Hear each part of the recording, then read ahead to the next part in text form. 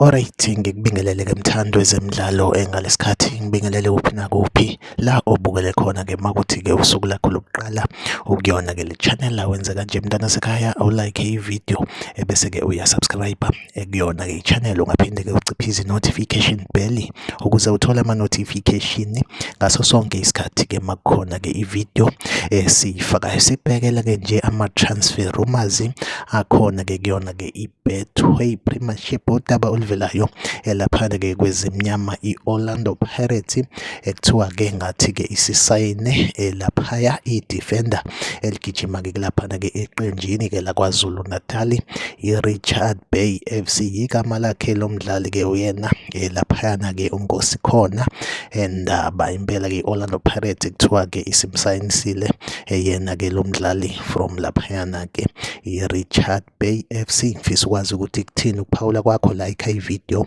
usubscribe kwi-channel, ungaphinde-ke futhi ucommente kwi-comment section ungitshele ukuthi wena kuthini ukuphawula kwakho, ngabe-ke uzizwa zikuphethe kanjani lezi zindaba-ke. Like ividiyo, usubscribe kwi-channel, mina nawe asihlangabezana kwividiyo elandelayo.